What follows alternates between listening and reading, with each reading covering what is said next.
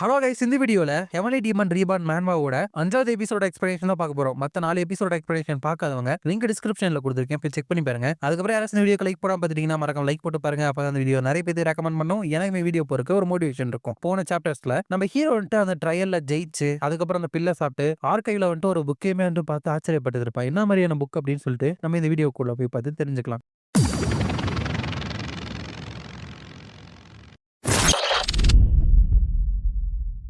சாப்டரோட ஸ்டார்டிங்ல ஹீரோ வந்துட்டு அந்த புக்கெல்லாம் இருக்கிற ஆர்கைவ்க்குள்ள இருந்து வெளியே வரப்ப என்ன ஒரு ப்ரொடக்டிவான டே. நான் வந்துட்டு கிட்டத்தட்ட 30 சீக்ரெட் மேனுவல்ஸ் வந்துட்டு பார்த்திருக்கேன். நான் படிச்ச எல்லாத்தையுமே ஞாபகம் வச்சுக்க முடியாது, பட் அதுல என்னென்ன அர்த்தங்கள் இருக்கு அப்படின்னு சொல்லிட்டு லைட்டா வந்துட்டு என்னால புரிஞ்சுக்க முடியுது. நோ, ஆக்சுவலி இது வந்துட்டு பெட்டர் வே. இந்த எண்ட் எனக்கான கீ அப்படிங்கிறது ஹார்மோனியை வந்துட்டு கண்டுபிடிக்கிறது. ஆர்த்தடாக்ஸோட ஆர்ட்ஸ் அப்படிங்கிறது ஹார்மோனியை வந்துட்டு மெயின்டைன் பண்றது, கீயை டிஸ்டர்ப் பண்ணாது. அப்படி பண்றது மூலியமா உங்களோட பாடிக்கும் உங்களோட ஆன்மாக்கும் வந்துட்டு இருக்கிற பேலன்ஸ் வந்துட்டு உங்களால கண்டுபிடிக்க முடியும். அதே நீங்க டெமானிக் ஆர்ட்ஸ் கூட கம்பேர் பண்ணீங்கன்னா அது ஹார்மோனியை வந்துட்டு அழிச்சு அது மூலியமா எக்ஸ்ப்ளோசிவ் பவர் வந்துட்டு கிடைக்க வைக்கும். அது வந்துட்டு ரொம்பவே அன்ஸ்டேபிள் ஆனது. அதனாலதான் அதுக்கு வந்துட்டு நிறைய ரிஸ்க் இருக்கு அப்படின்னு மத்தவங்க சொல்லுவாங்க. ஆனா அது தப்பு. இப்ப நீங்க படிச்ச சீக்ரெட் டெக்ஸ்ட் எல்லாமே அதுக்கான ஆன்சர் வந்துட்டு எனக்கு கொடுத்துருச்சு. டெமானிக் ஆர்ட்ஸோட எசன்ஸ் அப்படிங்கிறது ஹார்மோனிக்கும் அப்பாற்பட்டு பேலன்ஸ் அதுக்கப்புறம் இம்பேலன்ஸ்ல இருந்து வருது. எய்தர் வே பேசிக்கான பிரின்சிபல் அப்படிங்கிறது சேமா தான் இருக்கு. அது மட்டும் இல்லாம இதை வந்துட்டு நான் கண்டுபிடிப்பேன் அப்படின்னு சொல்லிட்டு நினைச்சே பார்க்கல. The art of six seals and destruction இந்த புக்கை வந்துட்டு எழுதுனது எங்க சாங்னாங் ஸ்கூலோட ஃபார்மர் ஸ்டூடெண்ட். அவர் வந்துட்டு அதுக்கப்புறம் டெமானிக் கல்ட்டுல ஒரு பகுதியா வந்துட்டு மாறிட்டாரு. அதனாலே எங்க சாங்னாங் ஸ்கூல்ல வந்துட்டு கத்துக்கிட்ட பேசிக் டீசிங்ஸ வச்சு இந்த டெமானிக் ஆர்ட்டை வந்துட்டு அவங்க டெவலப் பண்ணிருக்காங்க. நல்ல வேளை இந்த ஆர்கைவ்ல வந்துட்டு இது இருந்துச்சு. இந்த six seals and destruction martial arts வந்துட்டு தியரட்டிக்கலி இம்பாசிபிள் அப்படின்னு நிறைய பேர் சொன்னாங்க. எங்க சாங்னாங் ஸ்கூல்ல நிறைய பேர் வந்துட்டு செய்யறதுனால ப்ரிசைஸா ரூல் ஆஃப் 2 அப்படிங்கிற ஒரு ரூலை வந்துட்டு நாங்க ஃபாலோ பண்ணுவோம். அதாவது ஒரு மாஸ்டருக்கு ஒரு ஸ்டூடெண்ட் தான் வந்துட்டு இருக்கணும். பட் எங்களோட ஆர்ட்டை வந்துட்டு ஒன்லி ஒன் ஸ்டூடெண்ட்டுக்கு எனி டைம் வேணாலும் எங்களால சொல்லிக் கொடுக்க முடியும். ஹவவர் அண்டர்ஸ்டாண்ட் பண்ணி ஒரு விஷயத்தை பாஸ் டவுன் பண்றது அப்படிங்கிறது ரொம்பவே டிஃபிகல்ட் ஆனது. அதனால தான் ஒரே ஒரு ஸ்டூடெண்ட்டை மட்டும் சூஸ் பண்ணி அவங்கள நல்லா கேர் பண்ணி அவங்களுக்கு கத்துக் கொடுக்கணும் அப்படின்னு அந்த ரூல் இருக்கு. பட் சில பேர் வந்துட்டு அந்த ரூலை மதிக்காம ஒரு ஸ்டூடெண்ட்டுக்கு மேல சொல்லிக் கொடுக்க ஆரம்பிச்சாங்க. அந்த சாங்னான் ஸ்கூலோட 5th மாஸ்டர் வந்துட்டு 2 ஸ்டூடெண்ட் வந்து வச்சிருக்காரு. ஒருத்தவங்க மட்டும் தான் அந்த ஸ்கூலோட லெகசியை வந்துட்டு ஃபாலோ பண்ணாங்க. இன்னொருத்தவங்க வந்துட்டு அந்த எக்ஸ்க்ளூசிவ் மார்ஷியல் ஆர்ட்ஸை பெர்ஃபெக்ட் பண்ணணும் அப்படின்னு சொல்லிட்டு இந்த உலகத்தை சுத்தி கடைசியில் இந்த டெமானிக் ஆர்ட்ஸ்ல வந்துட்டு இன்ட்ரெஸ்டோட இருந்தாரு. அதனாலதான் இந்த six seals and destruction martial arts வந்துட்டு யூஸ் பண்ணிருக்காங்க. பட் இது வந்துட்டு ஸ்ட்ரேஞ்சா இருக்கு. சாங்னாங் ஸ்கூல்ல மட்டும் தானே இதுக்கான ரெக்கார்ட்ஸ் இருக்கும். பட் அவர் டெமானிக் கல்ட்ட வந்துட்டு சேர்ந்தாரு அப்படின்னு சொல்லிட்டு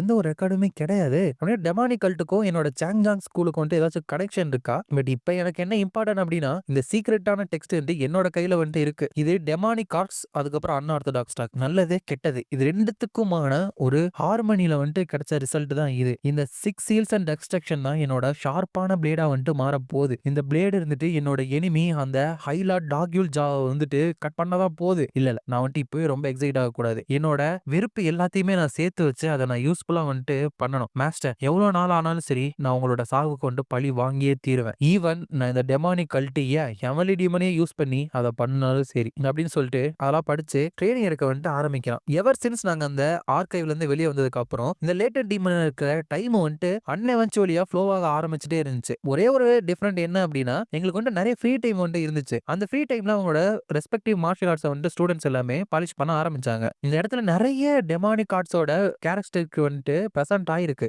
அந்த கேரக்டரிஸ்டிக்ஸ் சில இடத்துல இந்த சிக்ஸ் சீல்ஸ் அண்ட் டிஸ்ட்ரக்ஷன் டெக்னிக்ல வந்துட்டு அங்க எட்டி பாக்குது. இது வந்துட்டு பிரில்லியன்ட் தான், but also very dangerous. Despite that இந்த art of six seals and destruction வந்துட்டு கேர்ஃபுல்லா கிராஃப்ட் பண்ண ஒரு மார்ஷியல் ஆர்ட். இது வந்துட்டு 2 விதமான ரூட்ல இருந்து கண்டுபிடிக்கப்பட்டது. என்னால இந்த 2 விதமான விஷயம், அதாவது ஆர்த்தடாக்ஸையும் டெமானிக் ஆர்ட்டையும் இருந்துட்டு ஒன்னா கம்பைன் பண்ண முடியுமா? இதுதான் எங்க சாங்னாங் ஸ்கூலோட ஒரிஜினல் டெக்னிக். என்னோட மாஸ்டர் வந்துட்டு இதை கொஞ்சம் டெவலப் பண்ணியிருப்பாரு. The night ending divine spear. இந்த ஆர்ட் மூலியமா என்லெஸ் ஆன ஸ்பியர் ஸ்ட்ரைக்கை வந்துட்டு நம்ம எனிமி மேல தூக்கி வீச முடியும். அதுக்கப்புறம் நெக்ஸ்ட் இப்ப கத்துக்கிட்ட the art of six seals and destruction. இந்த டெக்னிக் மூலியமா அர்த்தையே இருந்துட்டு லைட்டா கொளுத்தி விட்டு அன்கண்ட்ரோலபிளான ஃபயரை வந்துட்டு நம்ம யூஸ் பண்ண முடியும். ஒவ்வொரு ஸ்ட்ரைக் பண்ணும் போதும் இதுக்கு எக்ஸ்ப்ளோசிவான ப்ரூட்டான ஃபோர்ஸ் வந்துட்டு கிடைக்கும். ஸ்ட்ரென்த் ஸ்ட்ரென்த், அதுக்கப்புறம் ஃப்ளெக்சிபிலிட்டி, ப்ரூட் ஃபோர்ஸ், அதுக்கப்புறம் ஃப்ளோ. இதுதான் என்னோட டெக்னிக்கும் இந்த டெக்னிக் இருக்கிற வித்தியாசங்கள். இது எல்லாத்தையுமே என்னால கம்பைன் பண்ண முடியுமா? ஏன்னா 2மே வாட்டரும் ஆயிலும் மாரி இருக்கு. பட் 2த்தையுமே இதான் கம்பைன் பண்றது. இதுக்கு முன்னாடி கல்டிவேஷன் மெத்தட விட்டு ஆர்த்தடாக்ஸ்ல இருந்தும் இங்க இருக்கிற டெமானிக் கல்ட்ல இருக்கிறது ஒண்ணு சேர்த்திருப்பேன். அதை விட இது கொஞ்சம் டிஃபிகல்ட்டா இருக்க போகுது. பட் இதை நான் சக்சீட் பண்ணாலும் சாங்னான் ஸ்கூல்ல இருக்கிற அப்ரண்டிஸ் இதை பாஸ் டவுன் பண்றது அப்படிங்கிறது ரொம்ப கஷ்டமா இருக்கதா போகுது. ஸ்டில் நான் ஸ்ட்ராங்கா மாறி தான் ஆகணும். ரொம்பவே பொட்டன்டான மார்ஷியல் ஆர்ட்டா இதை மாத்தியே ஆகணும். இந்த லீத்தல் ஆர்ட்டை வச்சு என்னோட மாஸ்டரை நான் அரேஞ்ச் பண்ணுவேன். ஆல்ரைட். பட் அப்படி பண்ணணும் அப்படின்னா எனக்கு இந்த நைட் எண்டிங் டிவைன் ஸ்பியர், அதுக்கப்புறம் 6 சீல்ஸ் அண்ட் டெஸ்ட்ரக்ஷன், இது 2மே எனக்கு தேவை அப்படின்னு நினைக்கிறேன். அதுக்கப்புறம் 3 வருஷம் கழிச்சு எல்லாருமே அசம்பிள் ஆகுங்க அப்படின்னு சொல்றப்ப ஹீரோ கொஞ்சம் வளர்ந்துட்டான். இதோட இந்த சாப்டர் முடியுது. நெக்ஸ்ட் சாப்டர்ல வாட்டர் கண்டினியூஸா ஃப்ளோ ஆயிட்டே இருக்கும். பட் அட் சம் பாயிண்ட் அது ட்ரேஸே இல்லாம திடீர்னு வேனிஷ் ஆகி போயிடும். அதே மாதிரி தான் இந்த ஃப்ளோ ஆஃப் டைமும் 3 இயர்ஸ் அப்படிங்கிறது அப்படியே திரும்பி பார்க்கறதுக்குள்ள காணாம போயிருச்சு. இந்த லேட்டன் டீமன் கேவ்ல இருக்கிற சில்ட்ரனும் அடல்ட்ஹுட்டுக்கு வளர்ந்துட்டாங்க. அவங்களோட பாடிஸ் அவங்களோட வயசை ரிஃப்ளெக்ட் பண்ண ஆரம்பிச்சது. ஹவவர் அவங்களோட வயசுக்கு ஏத்த மாதிரி அவங்க ஆர்டினரி கிட்ஸா கிடையாது. ஃபெரோசியஸான பீஸ்ட் லைக் ஆரா அவங்க எல்லாருக்குள்ளயுமே ஒளிஞ்சிருந்துச்சு. பட் அவங்களோட பாடி மட்டும் அந்த இடத்துல மாறல. அவங்களுக்கு நிறைய டிஃப்ரெண்டான இன்ட்ரெஸ்ட் இருந்துச்சு. அதனாலேயே அவங்களுக்குள்ளேயே ஒரு குரூப்போ ஒரு ஃபேக்ஷனோ உருவாக்க ஆரம்பிச்சாங்க. இந்த 3 வருஷத்துல நிறைய பேர் குரூப்ல சேர்ந்தாங்க. அவங்க ஒரு ஃபேக்ஷன்ஸை கிரியேட் பண்ணாங்க. பட் எல்லாருமே சேரல. சில பேர் தனியாவே இருந்து அவங்களோட டேலண்ட்டை நல்லாவே வெளிப்படுத்தினாங்க. சில பேர் சிம்பிளா தனிமையிலே இருக்கணும் அப்படின்னு ஆசைப்பட்டாங்க அப்படின்னு சொல்றான். அப்ப நம்ம ஹீரோ பார்த்து அந்த நம்பர் 900 இருக்கான்ல, அவன் ஒரு டேம் ட்ரிக் தானே. அவன் என்ன எப்படி அசிங்கப்படுத்தணும் அப்படின்னு எனக்கு இன்னுமே ஞாபகம் இருக்கு. அவனை ரிவெஞ்ச் எடுத்தா எனக்கு ஜாலியா இருக்கும்னு நினைக்கிறேன் அப்படிங்கிறப்ப இன்னொருத்தன் ஆமா அவன் தனியா ட்ரைனிங் எடுத்து அவ்வளவு எஃபெக்டிவா இருக்கும் அப்படின்னு நினைக்கிறானா,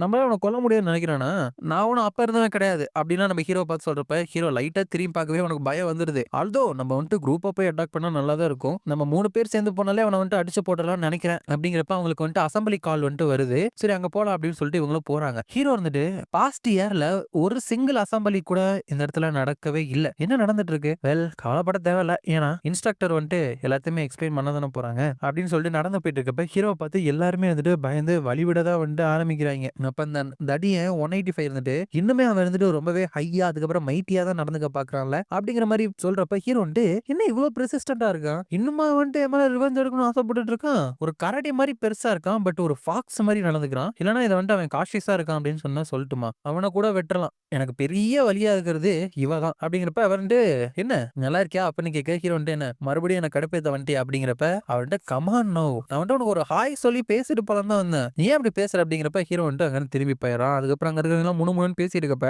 சைலன்ஸ் அப்படின்னு சொல்லிட்டு அந்த இன்ஸ்ட்ரக்டர் எல்லாமே பயங்கர வேகத்தோட பலத்தோட அந்த இடத்துல குதிக்கிறாங்க. எல்லாருமே அமைதியாயிடுறாங்க. ஃபர்ஸ்ட் நான் உங்க எல்லாத்துக்குமே ஒரு விஷயத்த சொல்லணும். இப்ப உங்க கையில இருக்கிற அந்த விலங்குகளை கலட்டுறதுக்கு உங்களுக்கு பர்மிஷன் இருக்கு. லைஃப் ஆஃப் டெத்த நீங்க ஏற்கனவே எக்ஸ்பீரியன்ஸ் பண்ணிருப்பீங்களா, அதுல செகண்ட் ட்ரையல நாங்க சீக்கிரமே தொடங்க போறோம். அது உங்களோட க்ளோசிங் ட்ரைனிங்ல இருந்து ஆரம்பிக்கும் அப்படிங்கிறப்ப ஹீரோ லைஃப் அண்ட் டெத்தா 3 வருஷத்துக்கு முன்னாடி அந்த ட்ரையல்ல நாங்க கிரே வுல்ஸை சந்திச்சோம். இந்த தடவை அது மூலியமா எத்தனை பேர் சாக போறாங்கன்னு தெரியலையே. பட் கண்டிப்பா அடுத்த பார்ட் அதே மாதிரி புஷ் ஓவரா இருக்காதுன்னு நினைக்கிறேன். அப்படின்னு நினைக்கிறப்ப இந்த second trial of life and death கிட்டத்தட்ட 4 வருஷத்துக்கு நடக்க போகுது. அதுக்கான க்ளோசிங் ட்ரைனிங் இன்னும் 5 நாள்ல தொடங்க போகுது. அந்த 5 நாளைக்கு முன்னாடி ஏதாச்சும் ஒரு ரெக்வஸ்ட்டை மேக் பண்ணீங்க அப்படின்னா உங்களுக்கு வேணும்னு அதை நீங்க இப்ப சொல்லலாம். அது ஒரு சிம்பிள் மேட்டரா இருந்தா அது நாங்க கண்டிப்பா ப்ரிப்பேர் பண்ணி வைப்போம். அஃப்கோர்ஸ் நீங்க ஃபுட்டுக்கோ இல்ல வாட்டருக்கோ கவலைப்பட தேவையில்லை. அதை நாங்க உங்களுக்கு ப்ரொவைட் பண்ணிடுவோம். இப்போ நீங்க இங்க இருந்து போலாம். போகும்போது உங்களோட டின்னர் எடுத்துட்டு போங்க அப்படிங்கிறப்ப ஹீரோ மட்டும் அங்க போயிட்டு பேசுறான். அப்ப அங்க இருக்கிற இன்ஸ்ட்ரக்டர்